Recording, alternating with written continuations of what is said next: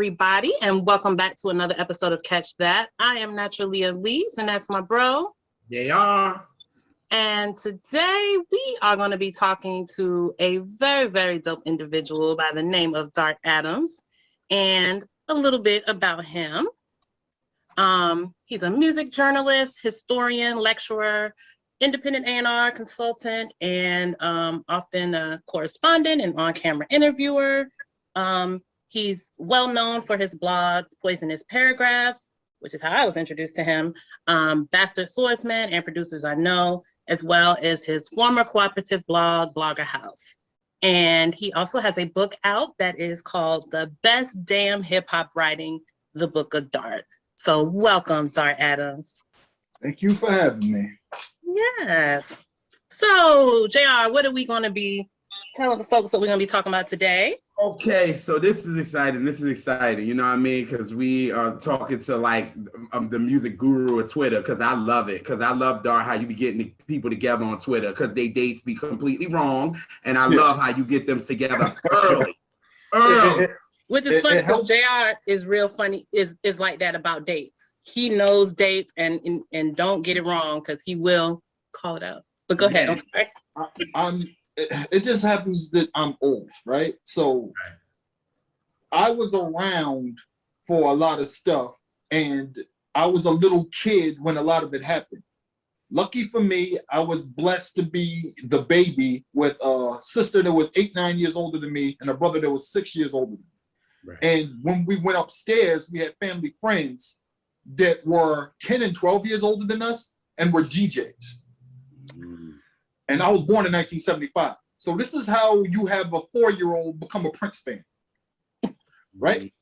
This is how you have a 3-year-old knowing Earth, Wind, and Fire backwards, forwards, and sideways. And when you grow up in Boston, a lot of people, they have no idea that Black people even exist here. But like Boston's music scene was so instrumental to the rest of the Black music infrastructure, it's insane. Like people don't understand that the Commodores, even though they started in Alabama, their management was from Boston, you know? So we had the Commodores 1977 album early in my home, and I thought everybody had it. I thought it was regular.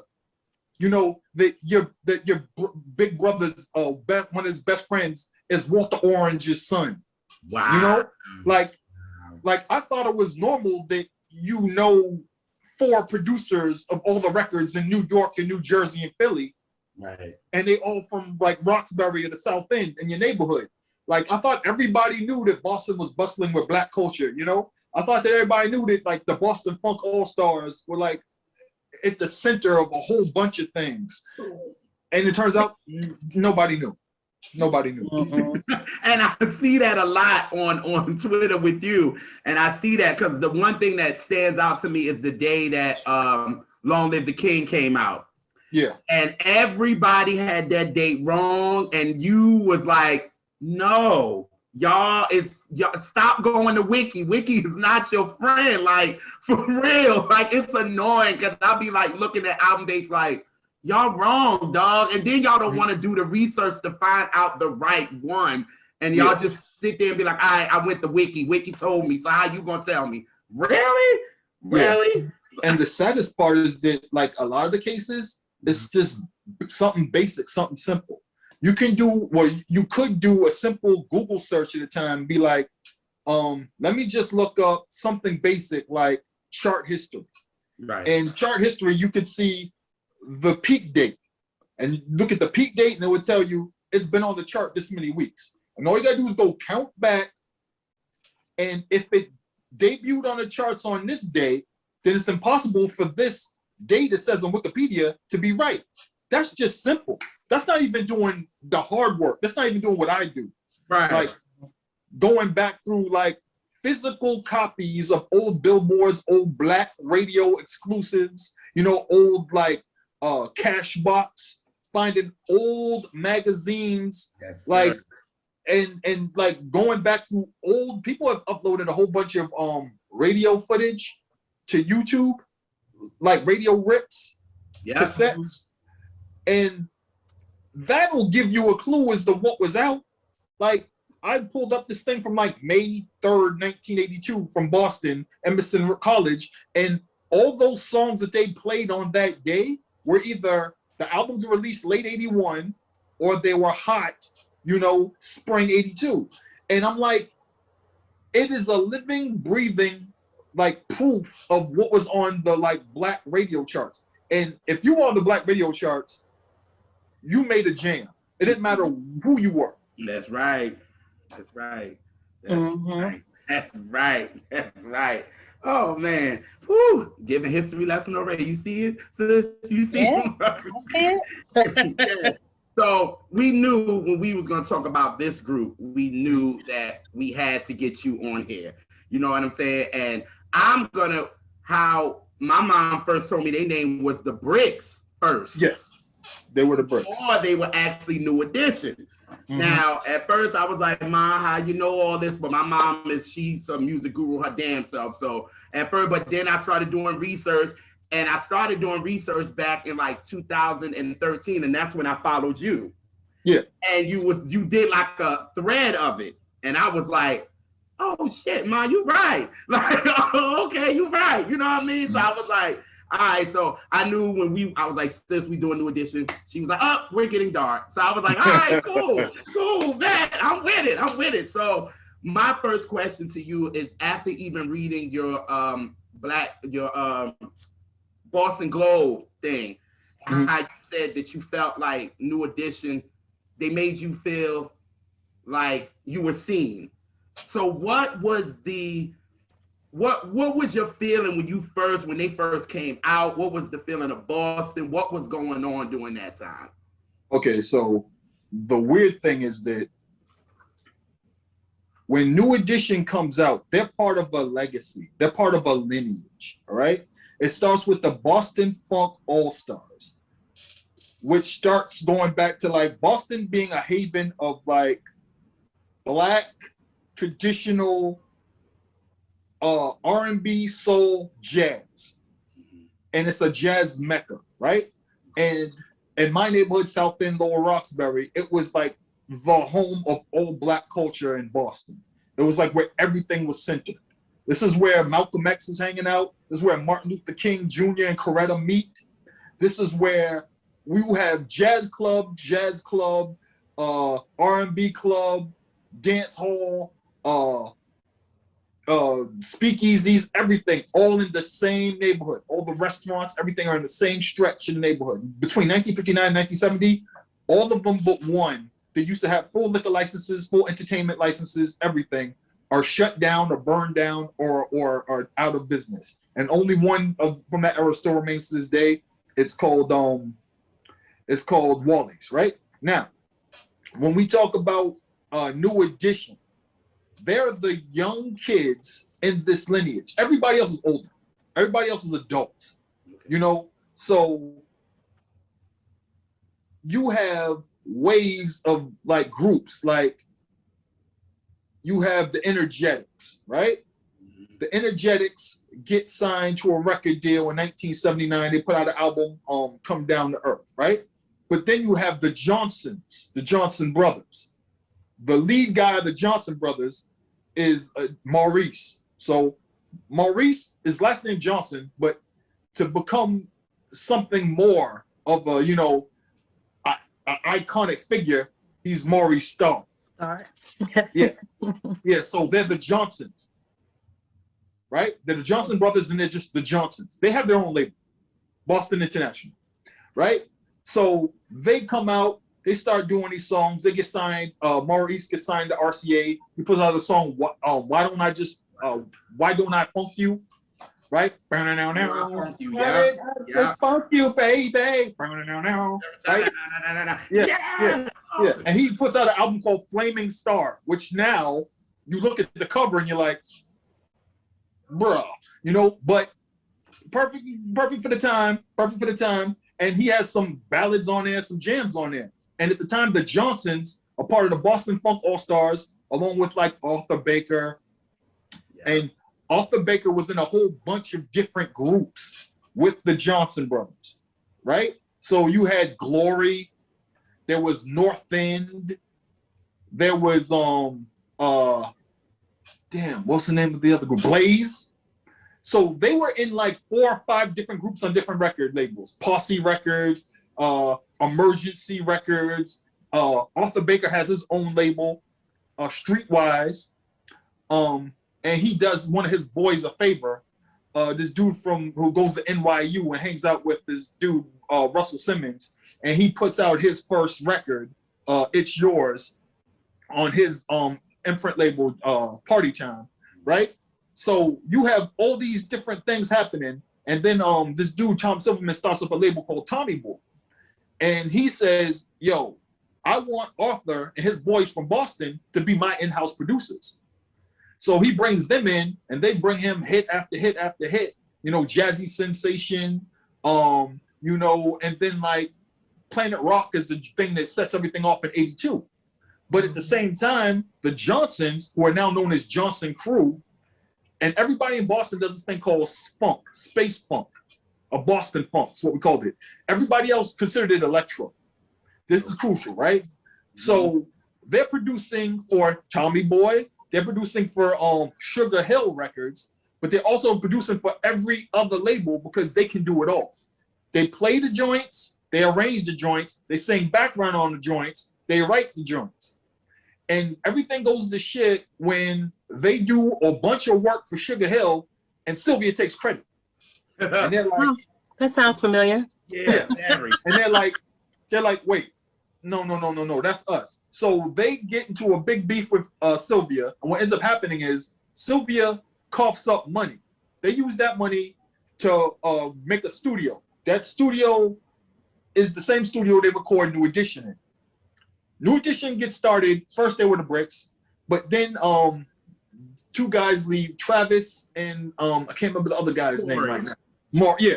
And so they leave the group. So now they need a new guy in the front, right? So they're like, yo, why don't we get Ralph? So they get Ralph. Now, Ralph is a best friend. This dude named LeBaron Jones, who happens to be my cousin.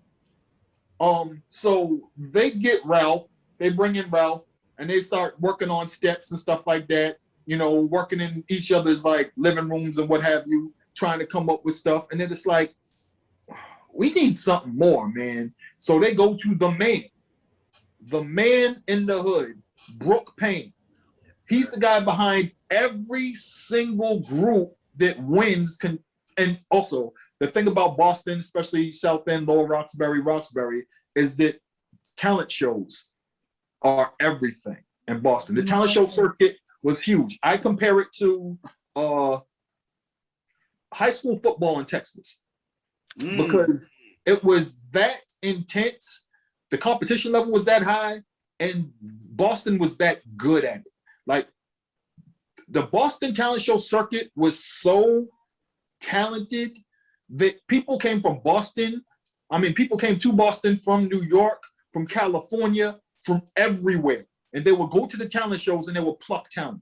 They would just pluck talent out. Perfect example, there was a group, you probably know 9.9. All of me and all of you. Okay. So they started out as a group called Margot Thunder and Intrigue. Then they became a group called Ouch. Because when they used to walk into the place, everybody's like, ouch, right? And so they used to sing 3-part harmony.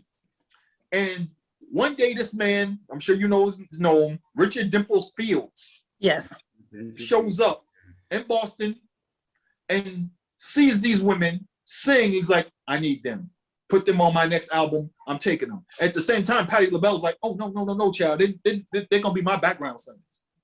So to give you an idea, like the talent level in Boston, and people were just coming, just plucking Boston talent and everything else, right? But New Edition comes up in this community, in this environment, and it's super important to be the people on that talent show stage tearing it down. And they take it seriously because everybody else takes it seriously. Right. So they go to Brooke. You know, Brooke gets them together, you know, brings in his nephew Ronnie, teaches them steps, gets them organized and everything else, gets them matching outfits, everything. It's like, y'all need a name. Y'all need a name. So he's giving every other group names. He gives them the New Edition, right?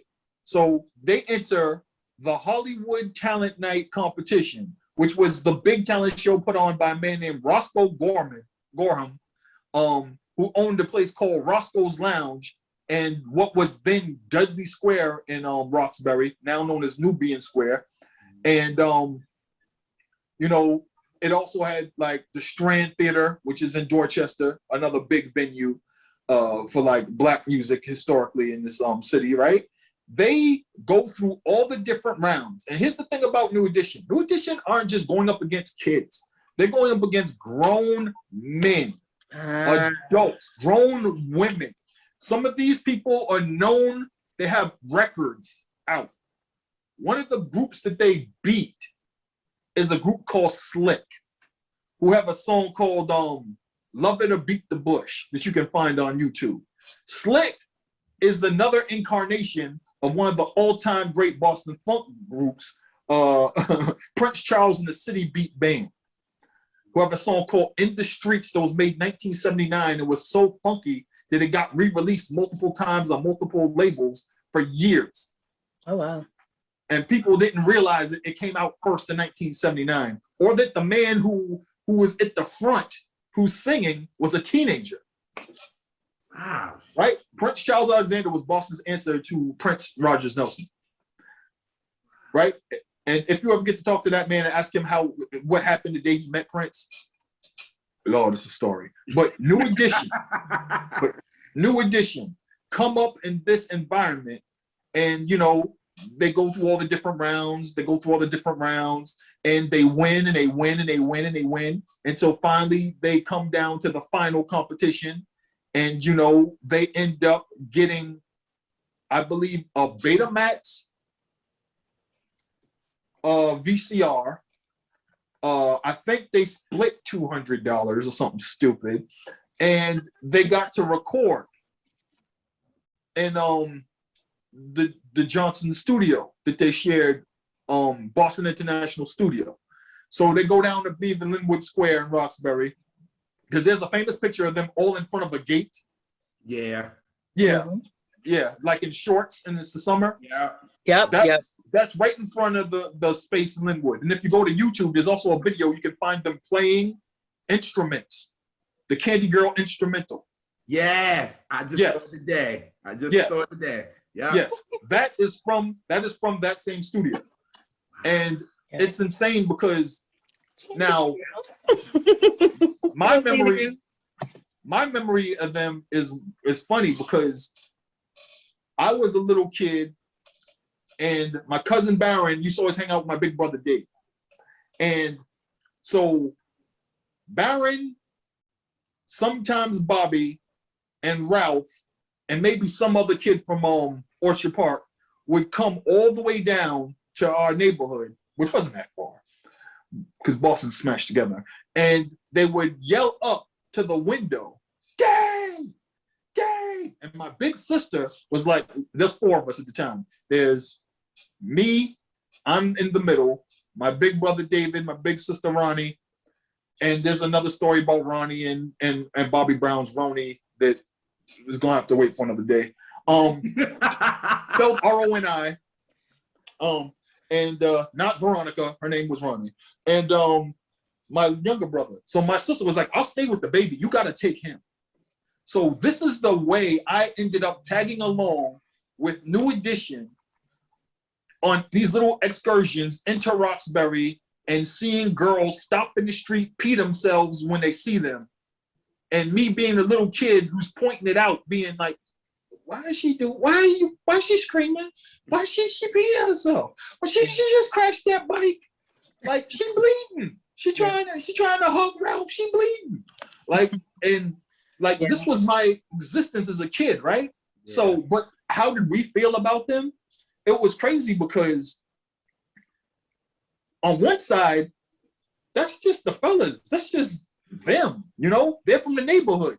But on the other side, we know that they're tearing down the talent show circuit and, you know, winning everything. But when it got to be the point where they were like kind of neighborhood celebrities, we were like, okay, yeah, this is dope. But then when they became like all city celebrities, we were like, oh wow, this is something.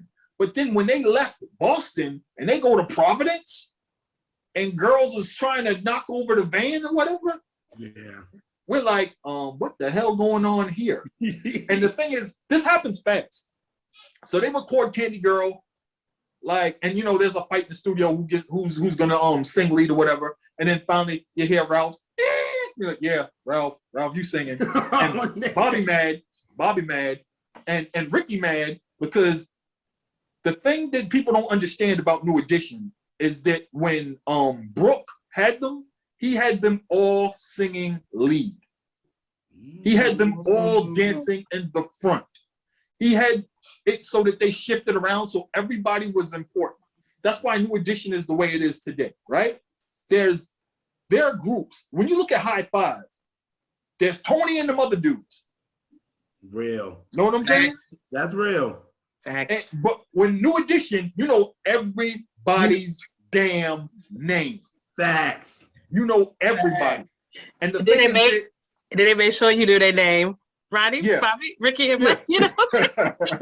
yeah, like, and that's what was so crucial. In the video, is this the end? Everybody got their own section in that video, right? Because everybody had their role in that group, and everybody was important. Like Ronnie is probably the most consistent dancer, or with the routines, going to catch the routine all the time. You want all the routines done, you watch Ronnie. Mm-hmm. He's the most consistent one with all the routines. Yep. And it's crazy because New Edition stepped up everything for everybody else. And it's funny because people look at them like they're an anomaly. And I'm like, that's just Roxbury shit to us, because that's what everybody did. Every group, that was their aim. We're going to tear it down. So they were tested before they ever made it to the Apollo, before they ever went to a skating rink, before they ever showed up in Kansas City, before they showed up in Philly. You know, they had to make it because they had to be thorough in Boston. If you could go to Shea Boo Rollaway and not get batteries thrown at you and ice thrown at you and get kicked out the venue for being trash, you're good everywhere. And people don't understand that because, again, Boston doesn't exist. So New Edition, just coming through like the whole Boston talent show circuit and being vetted and having Brooke behind them, and then ending up in the hands of Maury Starr, Michael Johnson, and Arthur Baker, who were all hit makers, who were all-time great songwriters, producers, remixers, arrangers. Yeah. All right? Yeah. These people were in demand everywhere. And they made a Boston funk album with New Edition called Candy Girl, which kind of surprised people. Because, again, here's the issue with New Edition, too, that a lot of people don't understand, right? New Edition puts out Candy Girl. It becomes a hit unexpectedly. All right? Candy Girl, the song, knocked Michael Jackson off the top of the hot black singles chart. I repeat that. New Edition knocked Michael Jackson off the top of the hot black singles chart. He was the in 1983. Right. This is when he is. This is when he's nuclear hot. Right. Yeah. He's hot. And if you look at what's on the charts, like, word, really? So, and the crazy thing is that the album does really well too, but it's an independent album. It's selling in mom and pop stores. Then it's moving in like the chains, right? If you pull up old black radio exclusive magazines, which, my God, they give you regional sales reports and tell you what's the new hot breakout single, what's the hot new breakout album. And when you start seeing New Edition pop up all over the place, oh, let me tell you. And in Boston, we didn't realize how big they were, because if you get on WILD, which is Boston's black radio station, that's an accomplishment. Now, if you're on WILD and WRBB, which is the radio station, this is Wendy Williams got her start there at Northeastern University. If you get on ILD and WRBB, people like, oh, whoa. Now, if you're on WILD, WRBB, and KISS 108, which is the pop full format station, but had a legendary program director named Sonny Joe White, this black DJ who pioneered so much. Sonny Joe White was the first person in the Northeast to add Run DMC's first single to the regular radio rotation, even before New York did it. And he embarrassed New York so much that they started adding it. Yeah. So that's how influential Sonny Joe White was in the Northeast and beyond. And one thing, and one thing I like to mention to people, because people lack so much nuance when it comes to music conversations. And one thing is that people will just think about what's going on in their city and not realize that certain records broke in, say, I'm in Durham, North Carolina. Certain records broke here and further south. It didn't break in LA. They didn't break in Boston. They didn't break in New York, you know, and people forget that they're just like in this box, and that's not how it works, you know. No, absolutely not. And the thing is that Black radio and the single cycle and the album cycle was way different in the 80s. And the competition was so different that there might be a song that dominates for months and your joint don't get a chance to bubble. It just doesn't. Like I'll tell you right now, one Boston jam that we thought was gonna be out of here after New Edition blew up was the Johnson Crew Space Cowboy. We thought Space Cowboy was about to take over. And then this dude named George Clinton put out a song called, I'm sure you heard of it, Atomic Dog. Yes. Yeah. That happened. That's so obscure. Yeah, it's obscure song called Atomic Dog. Y'all probably never heard of it. And Ice Cube definitely didn't sample it 20 times on one album. Okay. That never happened.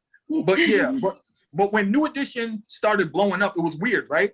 Because it's enough to be on 4 or 5 radio stations in Boston. If you're on RBB, ILD, KISS 108, and WBCN, which is the white station, you're like, wait a minute, they're playing Candy Girl on BCN? Now you realize something's up. And then when the boys disappear every weekend and don't come back until early in the morning before they got to go to school because they've been doing shows at first skating rinks and then bigger venues, and you're like, wait a minute, hold on a second. When they show up on TV, it's even weirder. Right. Now, when you get the call that, hey, they're gonna be on Casey Kasem's America's Top Something, which came on Saturday, we like, wait a minute, something happening here. What's going on here? Yeah. And then like we didn't understand how things work. So they're going to Europe, they're going to the UK, they're doing this, they're gonna be on Soul Train. And you'll be watching TV, you see them on Soul Train, and be like, I just saw them. It's like they tape it ahead of time. You know what I'm saying? Like, okay. Like, I just saw Ricky. what the hell they doing? Yeah, it's like they tape it, man. They flew when they did this, man. It's like we was on bikes talking about it, man. You were kidding. And right? I like the part on one of your Twitter status. I think you put that maybe a couple of years ago when you said once they got big, you started to learn how the music industry was. Yes. At 8 years old, you was like, I started to learn that the music industry is not what you think it is, because them dudes coming back and can't even afford nothing at the store. You like, but they touring in Europe, they touring over there. Like, wait a minute, something ain't right here. Like the math ain't mathing. Yeah, exactly. So like, and the thing about it is that at the time, it's not like New Edition is the only group popping off. Right. New Edition and Johnson Crew are blowing up at the same time. All right? And New Edition and Johnson Crew are blown up at the same time. And then what happens is there's another group called Planet Patrol. Okay, so you got Play at Your Own Risk, which is the alternate version of, okay, so you've heard Planet Rock. Yes. Right? So imagine, listen to Planet Rock.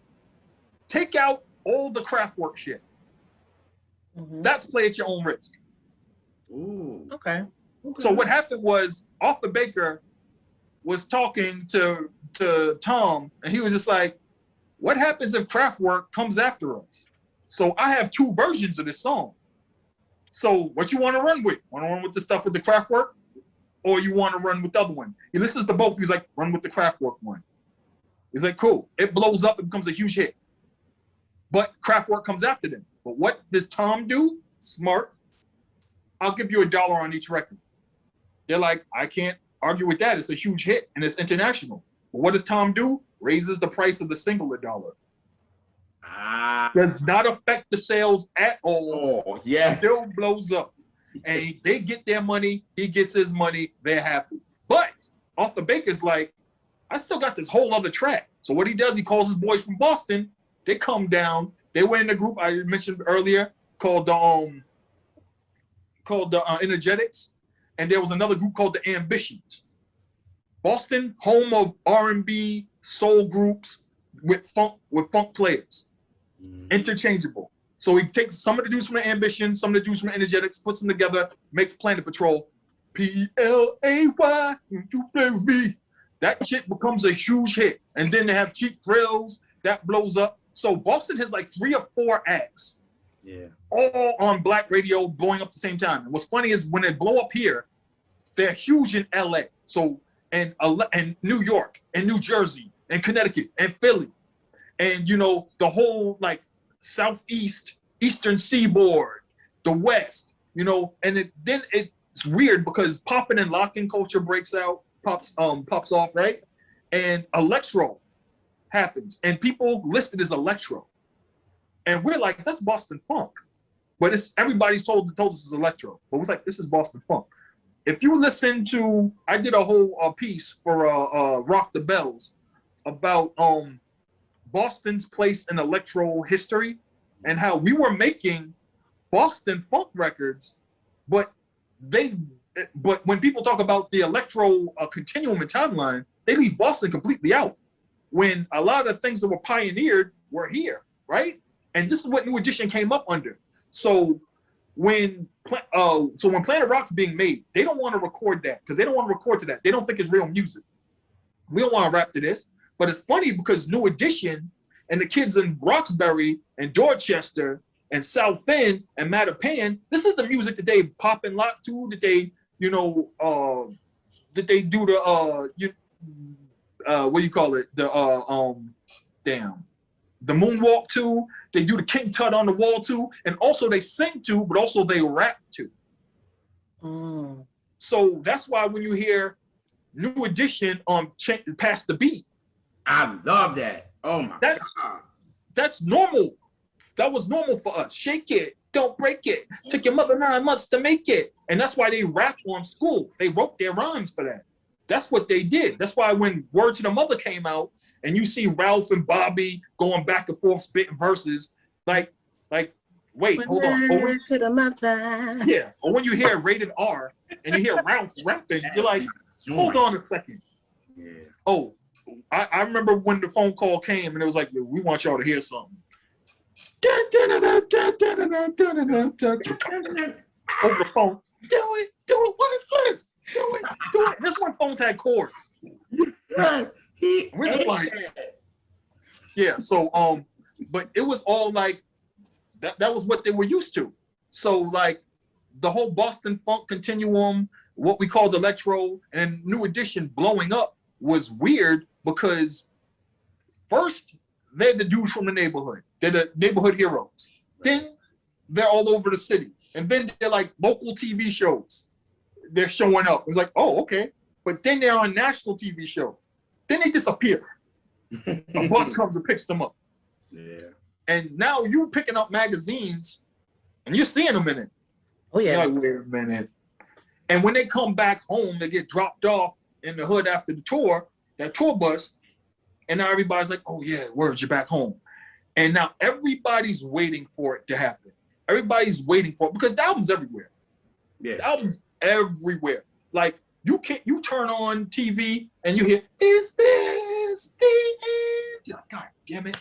You know, popcorn love, really? Like you can't go anywhere without seeing the album, without hearing the album, without some kid, she kissed me, a bang, like every song playing everywhere you go. Such an underrated song from them. Yes. Oh my God. And the video, oh my God. The video is super important because it's in the middle of the hood. They're playing in the middle of the street. They're moonwalking in the middle of the street on some of the hardest possible surfaces to moonwalk on. These dudes are popping and locking.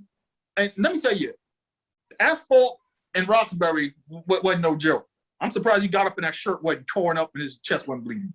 And moonwalking in front of a car. You know how much juice you have to have in the city to get somebody to agree to do that? Right. Man, don't get your ass out the street. Nah, man, I'm going to moonwalk in front of it. I'm going to stop the car and move. Yeah, I'll do that. I'm down. Yeah. Right. Come on.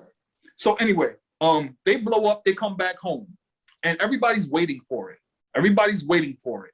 Because this is the sign that you really made it, right? You come back home. You get the money. You get the plaques. You take the pictures in the hood. Brought the platinum plaque back to the projects. Nas said it, right? Like, New Edition was really supposed to be the first dudes to have a platinum plaque in the projects. Right. It didn't happen. They get the checks. They're for like $198 each. The parents are like, what the hell happened? Where's the money? Where's the money? And here's the other part too.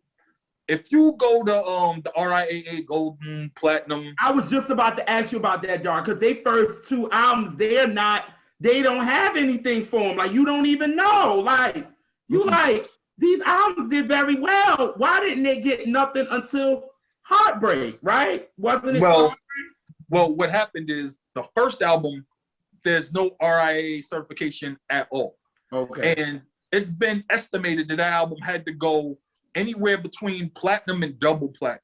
There's no RIAA certification for their first album, Candy Girl. None whatsoever. And the reason being is that Streetwise kind of, I guess they realized at some point,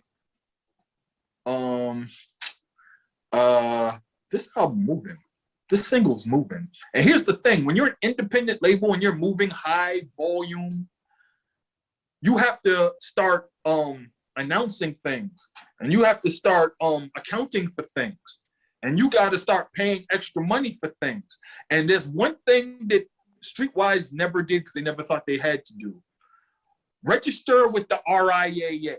And when you register with the RIAA, what happens is if your album goes gold or platinum, it's documented. You get your plaques. You got your publicist, tells everybody about it, what have you. Now, if you're an independent record label and you're selling millions of units, but you're reporting that you haven't gone gold yet, you don't have to report certain things and certain overhead and certain stuff like that. Yeah. And this is the same thing that happened with Sugar Hill. If you look up Rapper's Delight, you're going to have a hard time trying to find certification because any records will tell you they exist. Any records will tell you that that record was charting by late 1979, early 1980. It was on the regular Hot 100 charts by early 1980. So that means that it's moving. If you check every sales report that you can, it's on every sales report at the top, to the point where people recollect getting boxes of it, not even bring it to the counter, having it by the door, and just having people come in and just give them the money and they hand it to them, and them not even having change because they don't have enough time to give change because all the people are out the door trying to buy this damn record. So that tells you one thing. They was some flimsy accountant, right? And the same thing happened with New Edition. So when everybody's asking what happened to the money, what happened to the money, what happened to the money, nobody has an answer. So the parents get lawyers and they get them out their deal and get them into a worse deal. They just got worse after worse. Yes. Now, let me tell you, I have the records of every deal, of every fight for the name New Edition. I have this thick document, spanning between 1982 to 1986, I believe, when the case was finally settled and New Edition was able to keep their name. And there were like 2 rulings in between. I have the whole thing in a folder. It's like, if I get it, you'll be like, come on, Dart, how do you even have this? But like, it's insane when you read it. And it tells the entire history of the group. It tells all the things that they did under Streetwise. It tells all the grievances from the family. It names all the claimants. It has everything in it. It's insane. It is like a literal piece of history. And for me to have it is nuts, right? But what ends up happening is they get out of their horrible deal and get into a really bad deal. Right. And it's all that happens to New Edition.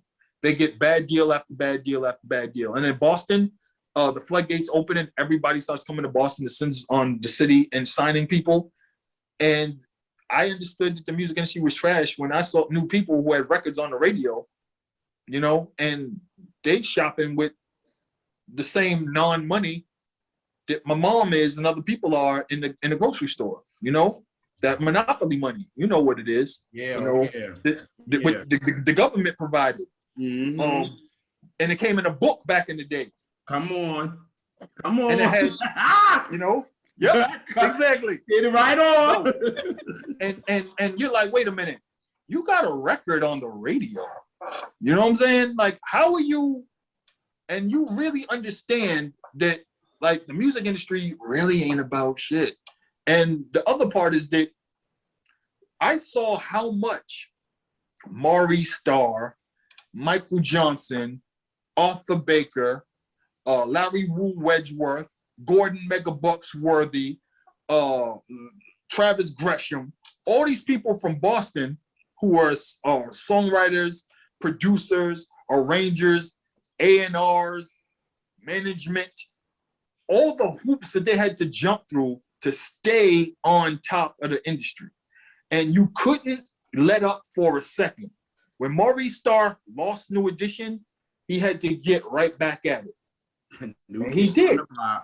He found Nine Nook, which later became New Kids on the Block. That's right. That's Nine right. Nook. Yep. So, and the thing is that, again, they came up through the Boston Talent Show circuit. The same Boston Talent Show circuit the New Edition came up under. The same way. Cut their teeth the same way in the same venues. I promise you, this was crazy too. People talk about New Kids on the Block. There's 2 versions of the Please Don't Go Girl video. There's one version shot in my neighborhood and in Dorchester that was shot specifically for BET. And it's to a Black audience. They're in the brand new Orange Line station at Ruggles. This is 1987 or 86, 87. And you watch this video and you're just like, yo, because you see the other version that the label Columbia did, they took them boys to Brooklyn and had them hanging around Italian girls. I was like, we got Italian girls in the North End. You know what I'm saying? You could have just gone 2 miles down the street and you could have got Alyssa's, you know, a whole bunch of girls named Alyssa spelled 4 different ways. You didn't need to go all the way to Brooklyn to find Italian white girls. We already got those.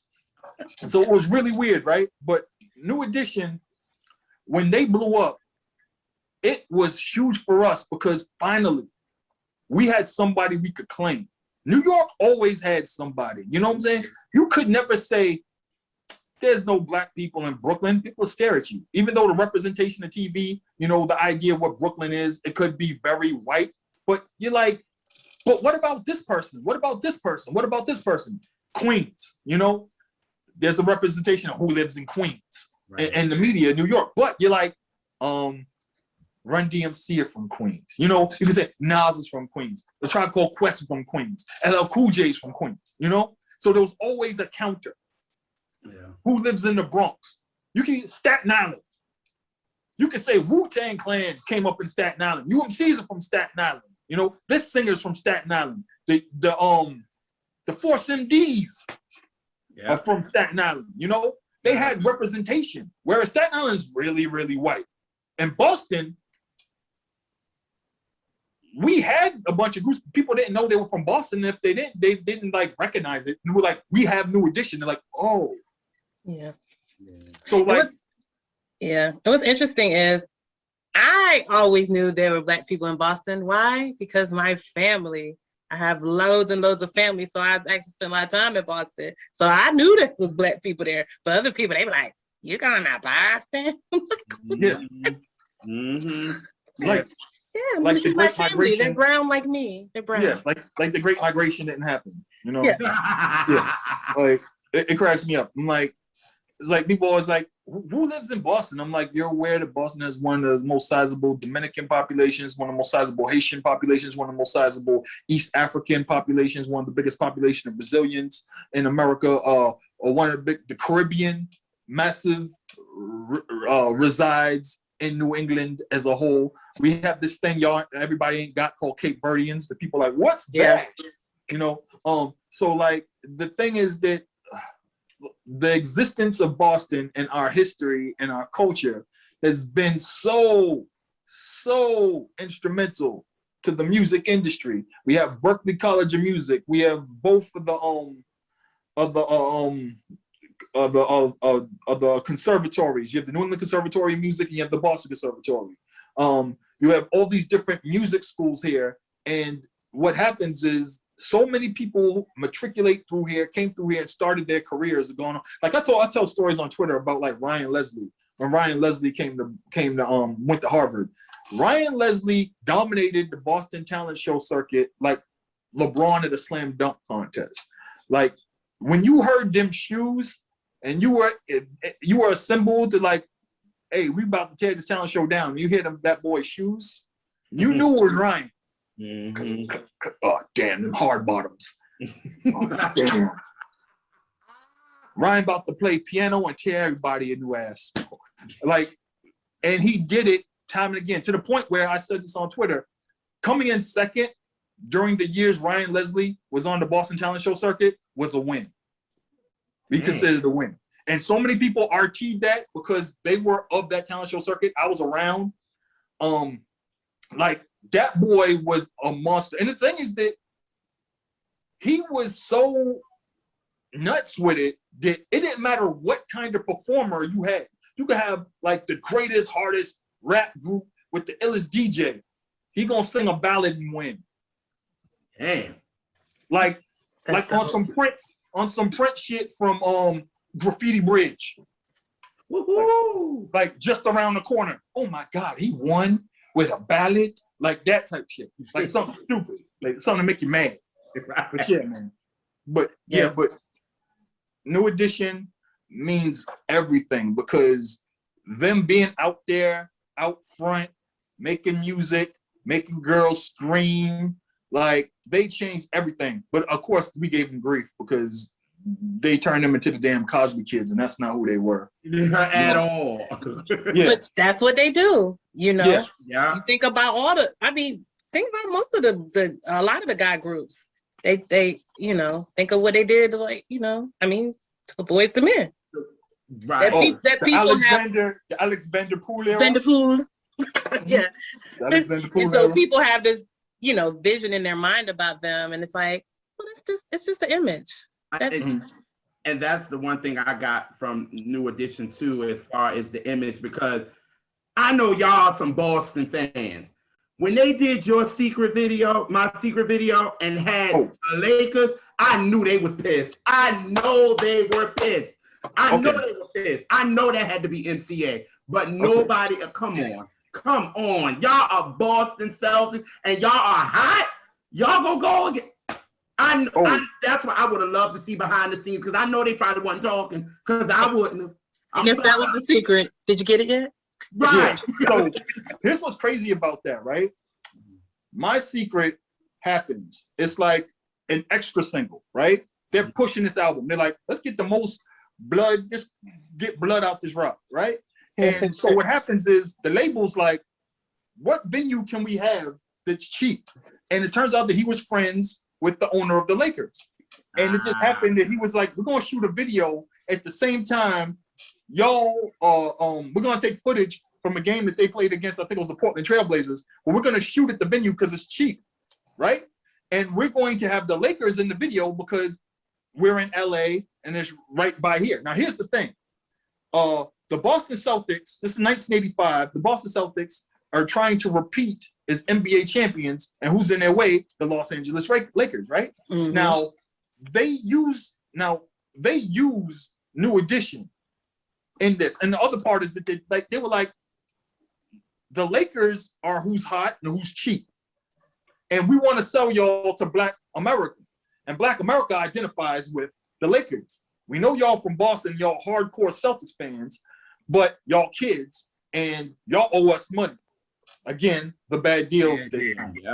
They owed money after every album, regardless of how well it succeeded. That's why they kept putting out album after album after album after album, because they had to borrow money against the old deal that they had with Jump and Shoot to buy themselves out that deal to be on MCA directly, which put them even more in the hole. Damn it, man. So by the time they get to right before Heartbreak is made, they each owe between, I believe, $60,000 and $100,000 each to the label. And Johnny Gill was signed to the label to put out a solo album. And that got put on hold when Bib talked to me, was like, I want you to like join New Edition. Because they used to always be on tour and joke. Like back when New Edition was first blowing up, Johnny Gill was a young boy on Cotillion Records putting out Super Love. Yeah. Sounded like a grown-ass man. Yeah. Out of DC. Yes, like a grown-ass man. Oh, Johnny. Yeah. So God, her guy. Yeah. So when they brought him in, again, you know the story. Ralph didn't know, and Jimmy Jam and Terry Lewis like, they didn't tell y'all. They didn't tell you. Right. You know, because they kind of did that song on the Dragnet soundtrack. Was it Helplessly in Love? Yep.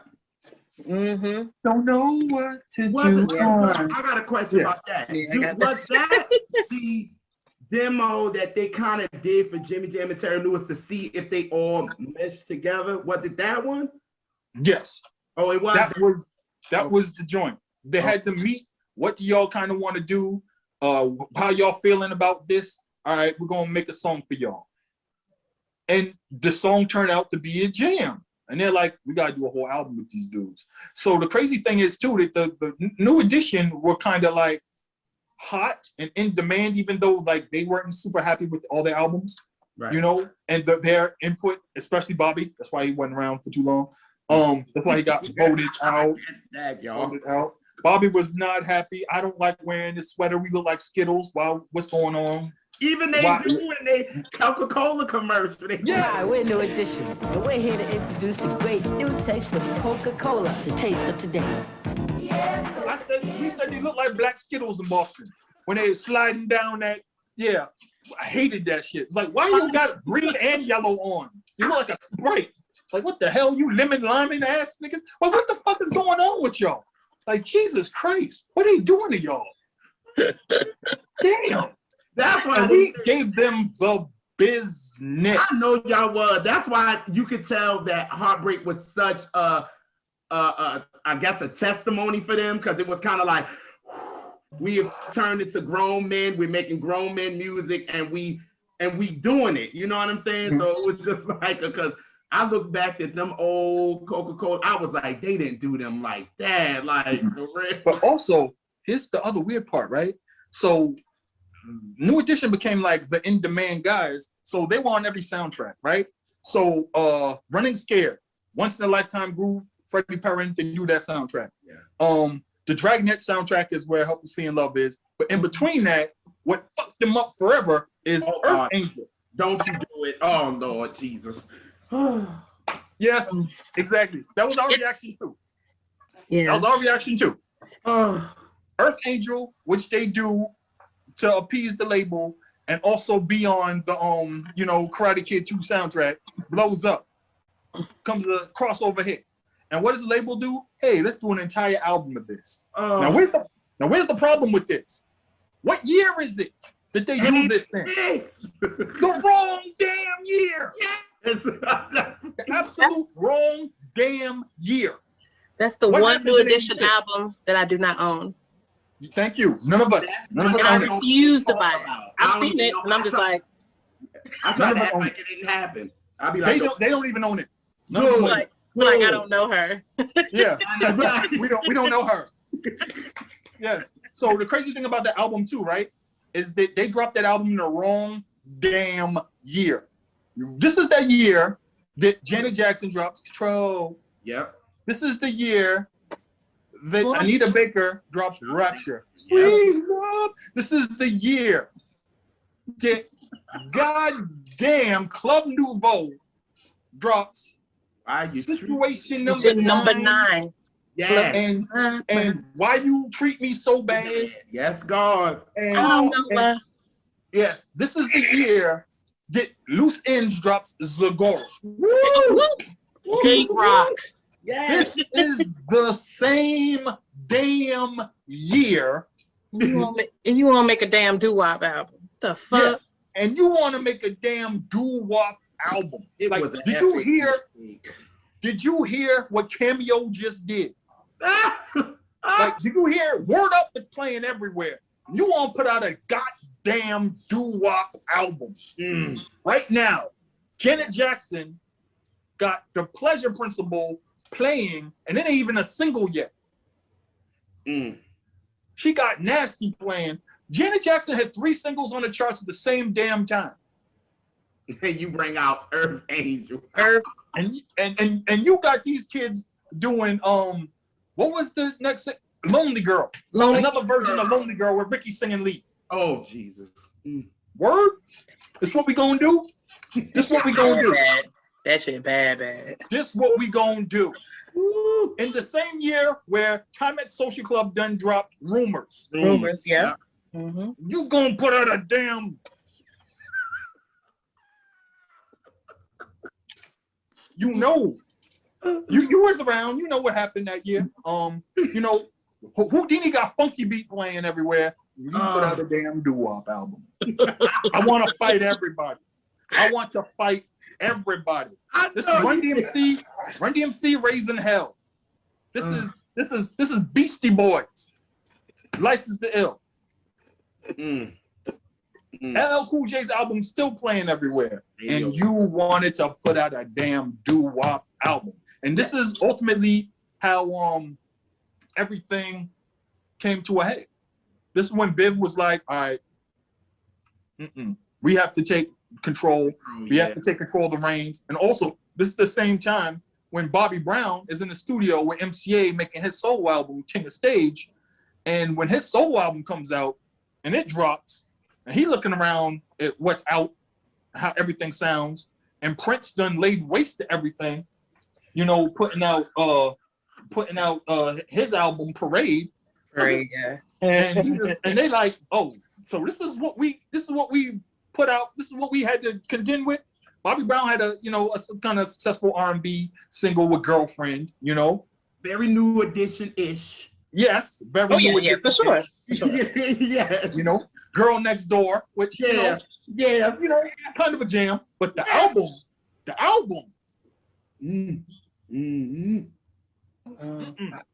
I wouldn't give it that. I wouldn't even give it that. But It's funny because when the King of Stage album came out, I remember we went to Skippy White's and we looked at it. We were like, "Is he high on the cover? Bobby high on this one? Bobby high on here." Ain't he? I'll never forget it. Like King of Stage, like okay, it got some jams on here, right? Everybody doing the watch and shit. Oh yeah, okay. And then and just like I don't really like that one. That's okay. Yeah. That's all right. Oh, this is a jam. And it's like, okay, all right. That's kind of a jam. And after it's over, we're like, bro, you know what year it is? You know what year it is? Have you listened to the radio? like once. Yes. But the important thing about these failures is that everybody was like, this is not going to happen again. No more wire hangers. And it led to Heartbreak and Don't Be Cruel, which changed everything. The summer '88 changed everything. I always say June 20th, 1988 is an important day in music history, period. But June 13th, 1988 is also important because MCA puts out Guy's album the week before those two. Yes, So God. MCA was just like, we just gonna corner the market on this entire New Jack Swing thing. And I know y'all wanted R&B to be something different, but sorry, Freddie Jackson. Sorry. Sorry, everybody. Like that summer messed it up for everybody. I'm sure y'all used to watch Unsung, right? Yeah. I used to joke that Unsung, when they talk about and the decline began, the decline started in two times. Summer '88, and then that same stretch of time, and I believe it was 1992.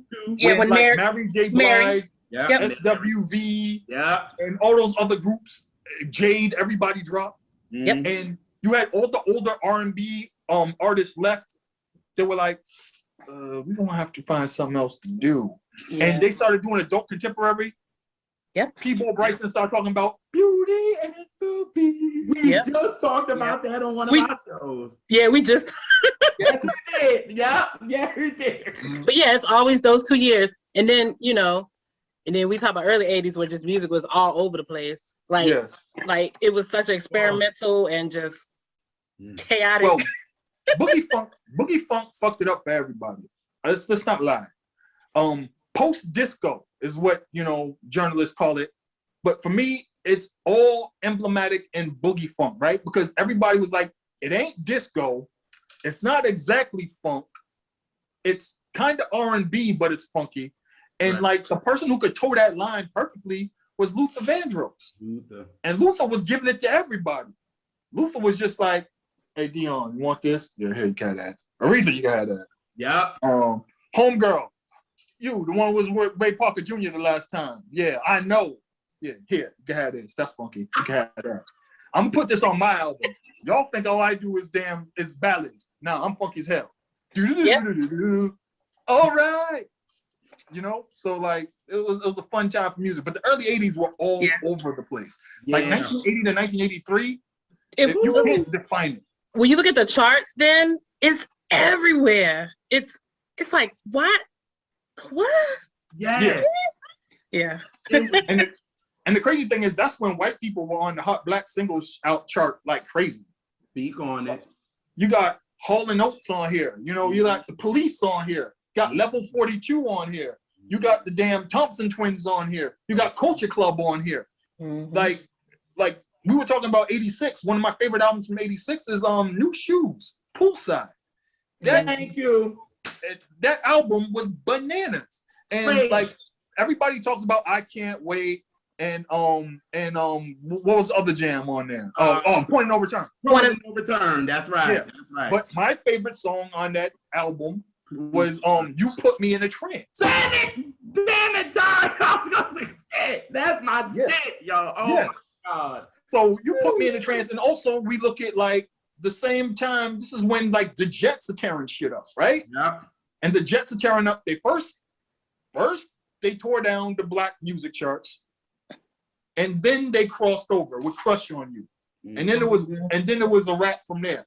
But like this is when New Edition is like putting out stuff like A Little Bit of Love Is All It Takes, right? That's the All for Love album, right after they got rid of Bobby. And they're touring and they're doing the dance routines. Yes, they're doing the dance routines. You can tell they're looking over, missing Bobby like crazy. Bobby back in Roxbury dyeing his shag, like running around the streets, waiting for Gerald Busby or somebody to show up, and act like they love him, But it was a crazy time, man. It was a crazy time. But like New Edition being the dudes, it was great because they were our representatives. They were our sign. They were our sign of life, right? Like I'm sure you've heard the song by Petite, He's So Fine. Oh yeah. Yes. Yeah, I've heard of that. Okay. So the crazy thing about that, Malachi York. The crazy thing about that song is that it's these young girls from New York singing about how much they love these boys from Roxbury and Boston. He's so fine. And the craziest thing is that later on, my big brother, his girlfriend was in a group called Not Your Average Girls, which, oh man, I've told the story on Twitter. Not Your Average Girls was supposed to be the girl group that got the deal that TLC got with LaFace. They didn't take the meeting because their manager, who had power of attorney, said that they have nothing going on at LaFace because all they had at LaFace was this group called Damien Dame. Yeah. They had this other dude. I don't know if you ever heard of him, Jermaine Jackson, who they weren't going to do nothing with because he was being blocked. And they had this other group by this dude who we knew because Biv had him as a producer. This guy named Dallas Austin. Yeah. And he had this group called Highland Place Mobsters. JR, you haven't heard of Jermaine Jackson before? Who? Excuse me? We go back and forth about Jermaine. Yeah, because Jermaine's career is something to go back and forth about. He has a jam here. And then, what is that? Dynamite? What is it? What's the song with Pia Zadora? Right? But yeah, man, it's all over the place. But like, they don't take the meeting. And what happens is Pebbles, who has Pebetone, brings in her group Second Nature, adds in one of the background dancers, and then they get the deal and they become TLC and they blow up. And imagine not your average girls sitting on their couches in Boston, watching TLC's videos blow up and looking at their management like you dirty motherfucker. Like you fired. you know? And so like, but that's what ends up happening, right? But yeah, it all starts with New Edition basically putting out that doo-wop album in '86 at the wrong damn time that changes their trajectory. But wasn't that also around the time? Because look, Dart, I think you should have been part of making the movie because a lot of this was left out. Oh, absolutely. A lot of it was left out. Wasn't that the time that Ralph was gonna go solo too? Yeah. So do you think that's why, as far as his solo album, if he would have brought his solo album out around that time, it would have blew up? No, it would have flopped like hell. Why? The thing is, everything happened like it should have. Bobby's first album comes out, it doesn't do well. Bobby sees what's out there, and he's like, all right, who do I need to talk to? What producers do I need to mess with? Because it was by Provident that Bobby ends up with LA and Babyface and Teddy Riley. Yeah. And New Edition end up with Jimmy Jam and Terry Lewis. Yeah. And June 13th, 1988, Guy comes out, MCA. June 20th, New Edition and Bobby Brown come out. Bam. And it's crazy because a couple months before, I'll Be Sure already had his damn album out. And then right around the same time, that's when Tony Tone puts out their first album produced by what's their name? Foster and Thomas McElroy. Denzel Foster. Yes. Yeah. Foster and McElroy. Yes. And Foster and McElroy do not get the mention that they deserve because they were behind. We were just talking about this. Yeah. Yes, we had a radio show about Tony, and we were talking about that. Yeah. They were behind Club Nouveau. Yeah. They were behind In Vogue. Tony, and they were ultimately behind In Vogue. Right. And those are three of the groups that changed everything. Yeah. Oh yeah. You know, so it's nuts that they don't get that mentioned. But like that whole stretch of music that came out just changed everything forever, man. You look at like you have the timeline starts with like the influence of the Minneapolis sound, right?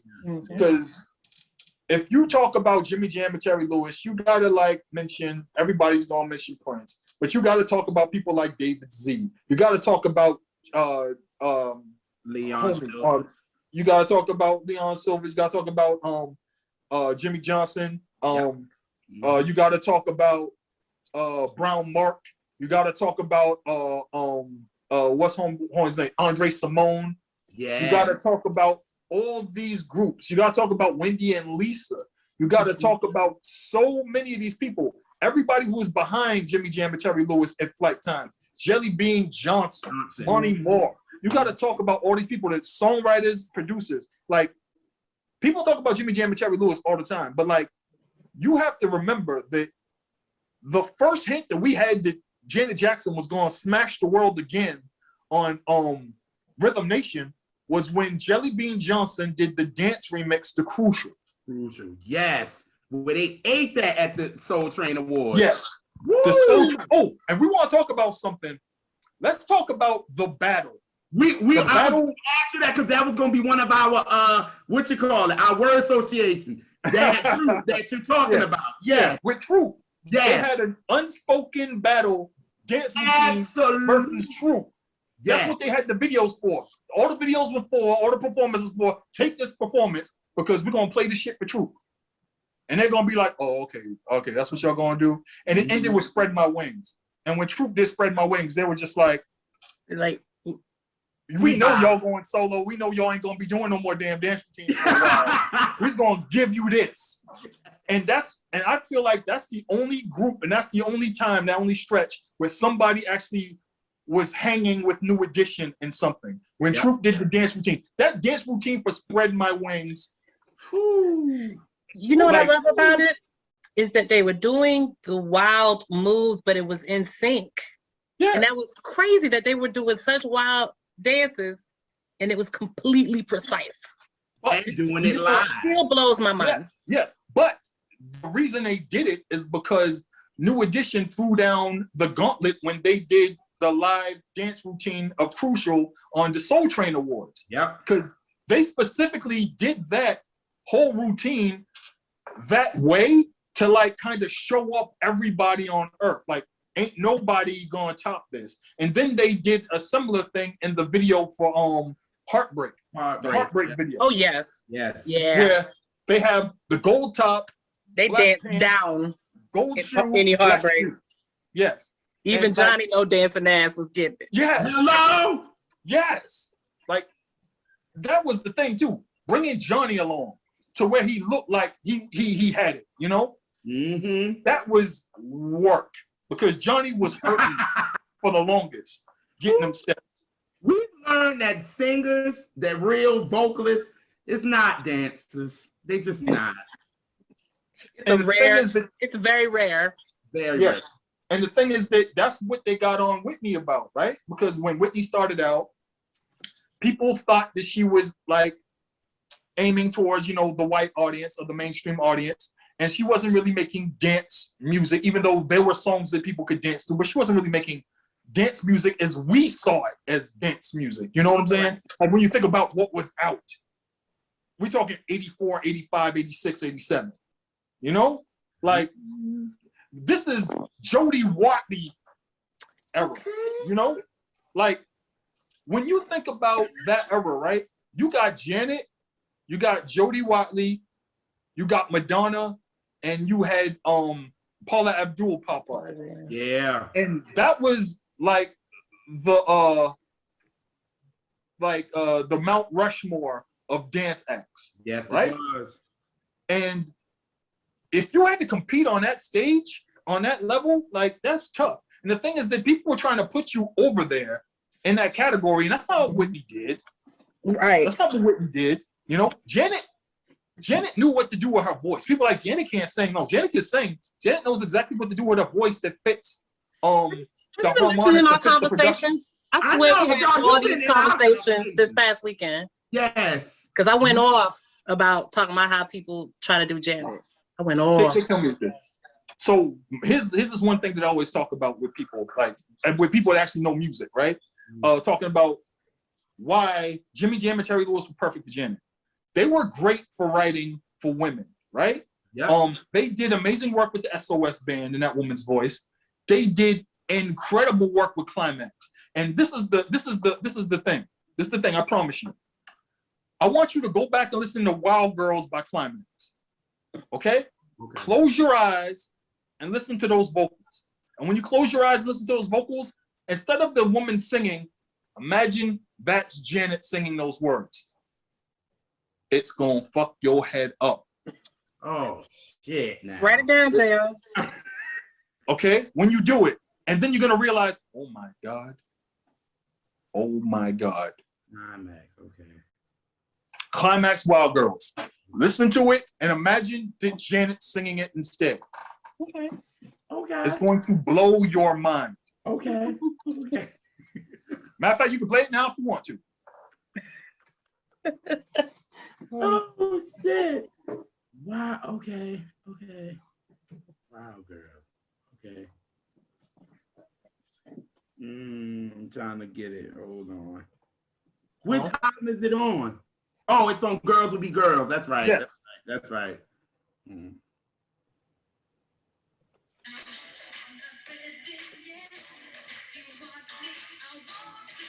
I don't even have to close my eyes. I hear it. I didn't even have to close my eyes for that one. What? You just fucked me all up. Wow. Yep. Damn it, man.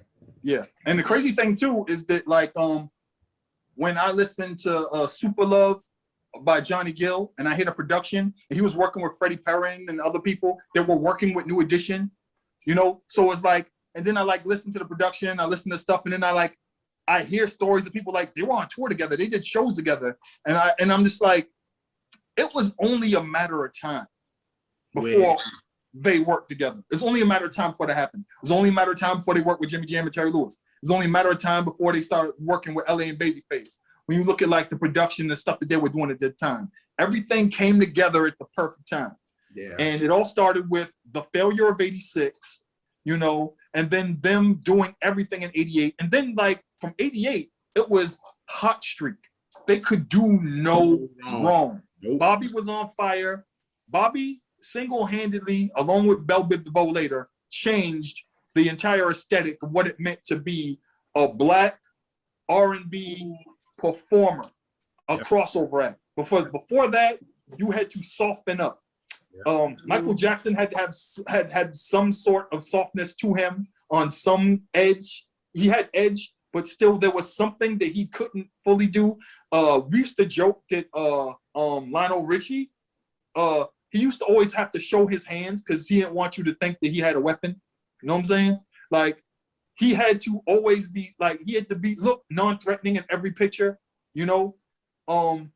You had to do certain things to make sure that you weren't like going to alienate an audience as a black R&B singer during that stretch. And Bobby Brown comes out with My Prerogative, which is a song that is blacker than menthol cigarettes and playing Midwest. Facts. Eli. No argument with it. And Bobby Brown knocks like Poison, Every Rose Has Its Thorn, which is the whitest rock song of all time, off the top of the Billboard charts to take over the R&B charts. And when people saw Bobby do that, they were like, wait a minute. So I don't have to, you know, do all this stuff in order to not scare white folks. Because Bobby out here humping their daughters in the front row of every show, wearing leather and no shirt. Oh, well, damn, it's over. And then the other Roxbury dudes are like, we'll take it a step further. They come out with Poison. Yeah. So it's like, it's all three of us gonna be humping all white girls in the front row. Yeah. Say it loud. And we're gonna be pointing and we're gonna be crouching. Yes. By the way, Roxbury are the originators of the all right? Like between 1979 and 1983, we took it to a whole nother level.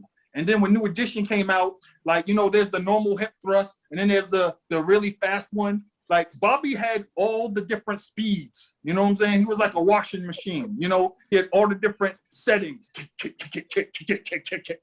right? And, you know, Bell Biv DeVoe was like, oh, Bobby, we got you. And then they went on tour. The Kingmaker Tour, 1988-89, the Heartbreak Tour. And here's what's crazy about the Heartbreak Tour, right? Bobby open. Yes. That's the crazy part too. I went to that tour, but I vaguely remember because I was very young, but I think my opener was I'll Be Sure. The show I went to. So that was the second, you were on the second leg. Yeah. So what's funny is that when the tour started, Bobby was the opener, right? And then it was I'll Be Sure, and then it was New Edition. Now here's what's hilarious. I'll Be Sure was born in Cambridge, Mass, right? and then he moved to New York. So I knew about Al, be sure, from my cousins in Mount Vernon. So I have cousins in Orchard Park in Roxbury, and I have cousins in Mount Vernon, New York. My cousins, the McBrides, grew up near the Phillips, who is Pete Rock and Grap Lover and his family and their brother. That's the homie. Yeah. That's the brother. Yes. Yeah. So they're family friends. They also grew up near the Myerses, which is Heavy D. Yep. Right. And they also like grew up around everybody else. There was this kid named Sean, who everybody called Puffy, who could dance his ass off. Or they called him back in. Yeah. He could gig. He could gig is what they used to say. My cousin used to say, Sean, Puff could gig. Right? So I'm growing up hearing stories about them. My cousins are calling up talking about, our boy just got signed to Uptown MCA. What y'all doing? Like stuff like that would happen. So this is how we first hear Al. And their boy Al is on this song called Did You Know? He used to be the quarterback of the football team. Did you know? Don't you know? Don't you know? Doesn't sound great. Doesn't sound great on that song. It does not. It does not. But I thought they did. The demos that start coming out with him and Kyle West start sounding hella good. Yeah. He gets a deal with Warner Brothers through Uptown. Yeah. So there he's on the tour. New Edition's on the tour. Bobby on the tour. First leg of the tour happens, and Bobby getting a bigger reaction than Al every show, to the point where they start pulling people to the side. They're like, when we take a break, we're gonna have to change the order. We're gonna have to change this order for real. I mean, yes, we got to change this order. So they have the break. They have the meeting to change the order. Al not taking it too well. Understandably, his album came out first. His song was a hit first. Yeah. His video was out first. Yeah. He was light skinned first. His eyebrows were touching first. And he's like, I'm not gonna open. So what he does, smart move, he has his background singers who him and Kyle had signed to a deal. The girls, they open. Yeah. If this game's you're playing, they open. And then Al does his set. Then Bobby does his set, brings every rapper in the world on stage with him when he goes to big venues. Thanks, Bob. And then New Edition closes the show. And by the time that show, that run is over, Bobby got to get ready to do a damn world tour. On his own. Bobby bigger than everybody except Michael Jackson, Prince, and insert other black artists here, Janet Jackson. Right. So he has to get ready for a world tour. And when Bobby doing his world tour, he's like, y'all want to come with me? Y'all gonna turn down that money? Hell no. Y'all gonna turn down that money? Hell no. So they changed everything because they became the Wu-Tang Clan of R&B. Oh shit. Yeah. New Edition gives you Bobby Brown, Belle Biv DeVoe, Ralph Tresvant. Then they give you extra bonus Johnny. Right. You got the bonus Jonas, right? And then they doing songs together. Word to the Mother. Yeah. Why did they not put that in the movie, dog? Like that was a big deal. It was a huge deal. That was the first reunion for real. Yes. So so let's talk about this. Biggest mistake in the BT miniseries. Yes. They have anybody who knows anything about New Edition knows that they named this interview that they did on BT with Sherry Carter the Tension Interview. Yes. Why do you have the Tension Interview and not the purpose that they had it to promote them being on the MTV Movie Awards doing the mini concert where they did the reunion? Yes. Then you don't show the reunion, then you really mess up by not showing the real reunion when they come back to Roxbury with everybody, not just Bobby, Ricky, Johnny, Ronnie, everybody. No, everybody. I said everybody came. So that means Bobby brought all the groups he had in development. That means that Biv brought all the groups he had in development. Everybody brought everybody to Roxbury to see where this all started. That means that Boyz II Men. They were there. They got a picture of them being there. Yep. Yes. Boyz II Men were there, right? Everybody was there. Matter of fact, I go back and forth with Lavelle Moulton, who's a basketball coach, famous basketball coach at in North Carolina. And he was there. And he's like, that was one of the greatest days in the history of Roxbury. And to leave that out of the thing makes me realize that like they didn't know what they were doing fully. And the other thing that they left out, which I think is super important, and I think that this is super important. When New Edition finally got out of their deal with MCA, they signed with, I know a lot of people have issues with Puff. With Sean, they signed with Sean. Yes, a lot of people have issues with Sean. But when Sean signed New Edition, what he did for them was revert all of their masters to them for the first time. And at the time, I believe it was their 22-year career. Mm-hmm. Yep. So they finally had all their masters revert to them. All the years that they were on Streetwise and MCA. The reason why New Edition had to do so many shows is because they were always behind the 8 ball. Yep. They were always behind the 8 ball. They always had to earn because they were not making money from their own catalog. The first time they were actually able to make money from their own catalog is after they did the deal with Bad Boy.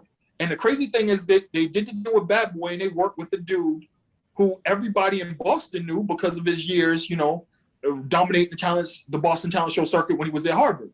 And that's Ryan Leslie. And he gave them some gold, but it just happened to be that it was just ahead of his time. It was a little too futuristic. Yeah. But like, I listened to Hot Tonight and I'm like, how did this not hit? How did this not hit? Yeah. Yeah. Oh my God. But there's a lot of stuff in 2004, 2005, 2006 that I thought was really gonna go, and it didn't. And it bothers me to this day, man. When I go back and listen to some of them songs, like, how didn't this blow up? I wish Home Again would have blew up more because we love it. Like, that's a nice cohesive album. Like I listened to it straight through. I love the fact, and it's a good album for New Edition. No, it's a good album. Period. And they knew how to bring that young flavor with Jimmy Jam and Terry Lewis coming in because they got Silky for Hit Me Off, which was smart. That was smart. Oh, very smart. You got Jermaine Dupri and they were on. He was on it. Then you got Sean on it. And then you got, Jimmy Jam and Terry Lewis is kind of like the glue to everything. Yeah. And it was a great album. I wish that would have been like. Yeah. But because the up-tempos were great and the ballads were, I love the ballads on that album. This is why that album is like, people don't talk about that album enough, is because the balance on it. Look at who's singing lead on the singles. Look who's singing lead on the songs. Like, do you know how hard that had to be? We're going to have Ricky sing leads on the song. We're going to switch leads on the lead single. Everybody gets lead parts on Hit Me Off.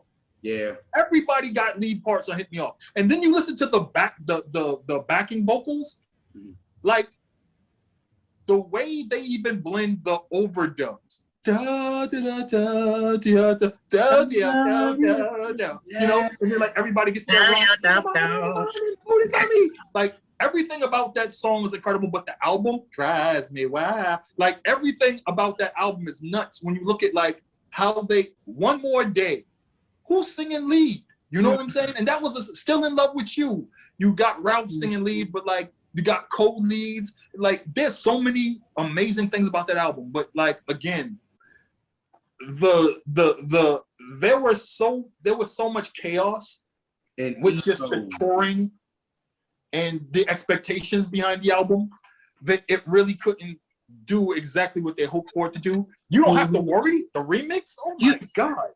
Come on, don't. You doing it again. Yeah, fight him, Ali. Fight him. And the Home Again tour, I went to that tour 3 times. And that must have been an experience. Yeah, I actually Yeah, I'm a stan.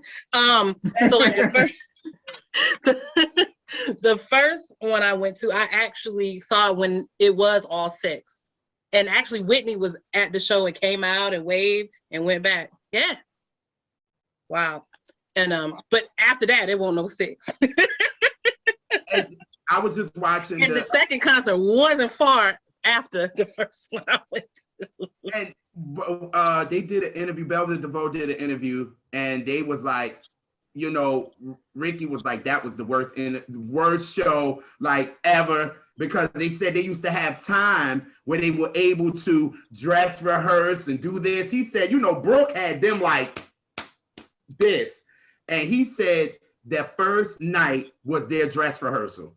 And when you look at it, you can tell. You know what I mean? Like you can. Because that first show I went to, that show was bad, and it was really bad, especially Bobby. Like it was just a mess. Yeah. Like they weren't in sync. It was just. And that's the By the polar third opposite. one, it was pretty decent. Yeah, that's the polar opposite of what New Edition is too, right? Yeah. Like they're so seasoned and they had done so many shows together and apart and in different incarnations that like they were like a well-oiled machine, right? Mm-hmm. Even to the point where they're so together to the point where when Bobby has his solo set and goes off to do his thing, sometimes somebody's gonna run out and do dance apart with him, you know, during My Prerogative and then go backstage. You know what I'm saying? Sometimes Ronnie and Ralph will come out and do anniversary. Yes. So one of my all-time favorite New Edition related memories. Ralph Tresvant goes on the Arsenio Hall show to do the Stone Cold Gentleman remix. Come on, and Bobby comes out. And Bobby comes out Mm-hmm. and they do the jam together. They do the whole dance routine. Yes. They bring out girls. They dance like, and it was like, to me, that was like everything I knew growing up, because that was two homies from Roxbury just going back to what they knew and what they've been doing forever. Just on the blacktop, on the street, dancing, pop locking, doing the moonwalk, doing windmills, and good Lord, I gotta tell y'all, man, Roxbury and South End, they didn't like us, man. The way they paved our sidewalks and some of the streets and some of the top ends are like the places we walk, man. We used to, like, as you know, people used to break dance, b-boy on like linoleum. We didn't have linoleum. So what we had to do was we had to get cardboard, and for some odd reason, just like in video games where there's always weapons lying around, there was always cardboard lying around somewhere in some alleyway. Why, I don't know. But especially in the hood, for some odd reason, there were always these, I'm sure you remember, gold metallic hooks that were in it that you had to take out first. Yeah. Why was that in the cardboard? We don't know. I think it was something they did to the Black and Latino neighborhoods on purpose. I feel like if we go to the white neighborhoods, their cardboard did not have this sitting to cut your back up. But they used to throw that down. Everybody used to pop and lock on it and do the windmills and everything on it. But that's what I knew them from. And everybody used to do dance routines. So I remember when they were like, he looks over at Bob. Hey, yo, Bob, all right, let's get busy. And then they do the dance routine and everybody goes crazy. Yes. And I remember watching that. It was me, my brothers, just watching it. We were just like smiling ear to ear. Cause it was just like, yeah, show them how Boston does it, right? Yeah. And the crazy thing is that people have these memories and their love of New Edition and every incarnation, Belle Biv DeVoe, Bobby Brown, Ralph Tresvant, you know, Johnny Gill even, you know, and Mike Bivens with what he did with Biv 10, which put the battery in the back for Sean Combs. Don't let anybody tell you different. Sean Combs does not have the same motivation to try to get his own thing for Bad Boy if he doesn't see what Michael Bivens does with his joint venture with Motown at Biv 10 Entertainment. Louder for the audience. Or Biv Entertainment at the time. It was before Biv 10. It was just Biv Entertainment. Right. Michael Bivens kept the lights on for Motown when he brought them Another Bad Creation. Good Lord. And well, Boys the Men, and then later MC Brains. He kept the lights on in Motown. Kept the lights on. And I say, oh Lord, when I talk about Another Bad Creation, because I'm not gonna regret saying this, because I've said it before. Another Bad Creation, that album, Coolin' at the Playground, you know, needs to get acknowledged for what it is. It is the R&B version of Living Proof by Group Home. I agree. I totally agree. I'd be hard pressed to name a group with less talent that made an album as good out the gate due to production and songwriting. And somebody masking all the limitations of the group and highlighting all the things they could do. Yep. That is a great album. Yep. Like when I look, I have it up there with like Milli Vanilli's Girl You Know It's True, which I don't think is a great album for the same reason. I think it's maybe the greatest all-time repackaging of a European album for the North American market. Yeah. Yep. I think definitely that is. But I feel like Coolin' at the Playground, you know, with Dallas Austin, and I think to a degree Colin Wolfe, did with that album is genius. And also it has a lot to do with Biv for being the person who knew where to plug in everything. Yeah. But Biv was so busy that second album that oh, good Lord. Couldn't help him. He said it when he interviewed. He was like, I know I wasn't down with the second album and I messed up. He said, I messed up. I did. He was like, I messed up. But also, Dallas Austin was busy, man. Dallas Austin was with TLC. Once he got with him, yeah. And he was just like, Biv was just like, I already know. Biv didn't even try to like hold him. He's like, I ain't gonna hold you, bro. Yeah. That's the beauty of Biv too. Biv was not going to try to tie you up because it happened to him. So when Boys the Men said it's time to go, he said, let you go on, do your thing.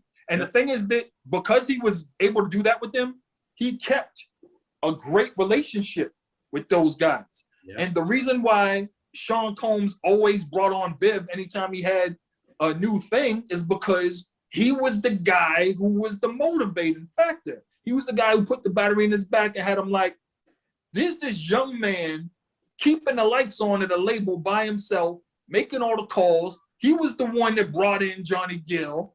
He was like, yo, bro, we got to change some stuff up. We got to do this. If you watch the video for Heartbreak, who's talking? It's Brooke and Biv talking about what we got to do. Everybody else is working out on the treadmill, lifting weights. Here's Brooke and Biv talking about what the next move. Bivens was super motivational for me because here's a dude. Okay, so Michael Bivins and I have this odd, weird connection because, again, he played basketball. I used to look up to him because of my cousins in Orchard Park. But also, my birthday is August 17th. Michael Bivins' birthday, Biv 10, is August 10th.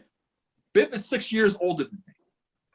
And the reason, my cousin Baron used to joke and say, the only reason I remember your birthday, little cuz, is because it's exactly a week after Bivins. And Michael Bivins used to get on me when I was a kid because he was like, you're going to be tall, man. Why can't you dribble between your legs, man? Like, come on. You got to be able, like you just going to try to stand under the hoop and catch all the rebounds, man. Come on, man. You got to be able to, you need some handle. So, like, he used to get on me. And I remember we did a talent show. It was New Year's Eve, 1996. So it's 95 turning into 96. We did a talent show at this venue in Boston, downtown Boston. And Biv is one of the judges. And during one of the breaks, I go up to him and I'm like, yo, you almost ruined my life. It's like, what you talking about? Never trust a big butt and a smile. Worst damn advice I ever got. And he just starts dying laughing. And everybody's like, what the hell's going on? And I just leave and I just go back with my boys, right? So yeah, like, but Biv, he was super motivational because he's from the neighborhood, business guy, did it all, you know, and he's still here. You know, he still does like the Biv 10 joint, you know, well, COVID shut down the last one, where they have a basketball tournament. There's a court named after him not too far from here. You know, like everybody, he's always out. You know, you see him out in the street, you see him with his family and stuff like that. I go to Celtics games and I see him and we chop it up or whatever. But like New Edition was super motivational for all of us, right? And like they survived everything. Like who has this many bad contracts? Who has this many bad breaks? Who has all these things up against them, but manages to persevere, manages to find a new way to like get out there? Even if you got to be on the road 220, 250 days out the year like a damn WWE wrestler, you know? Like New Edition was always there. And the thing is that the beauty of it too is that they could have easily been one of those groups that people talk about as they were, you know, they were like Tavares. People don't talk about Tavares now. They talk about what Tavares was. Yep. You know, like people talk about New Edition as in now. Yeah. And the crazy thing is that what the BET series, miniseries did was that. Perfect example, Jamila Lemieux's daughter, who she calls Mini Mila, adores New Edition. Had New Edition birthday parties.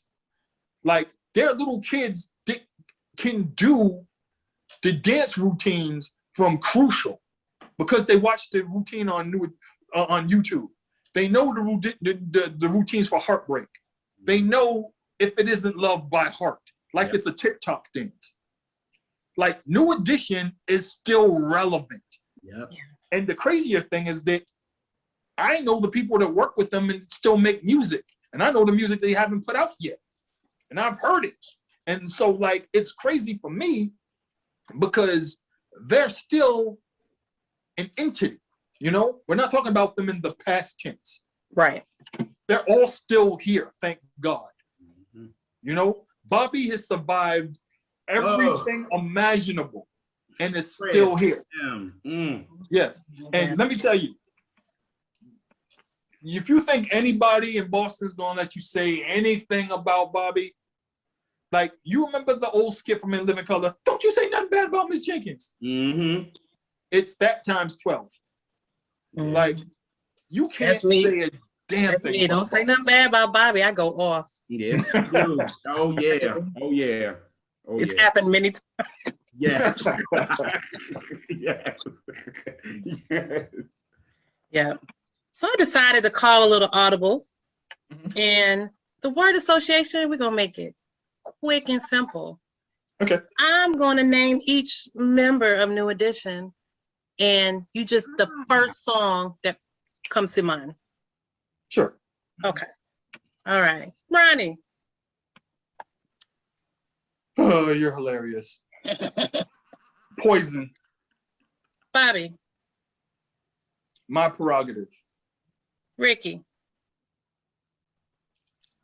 Mr. Telephone Man, believe it or not. Ooh. Okay. All right. This situation's blowing my mind. True. Can't get my baby on the line. That's what got him parts in later songs.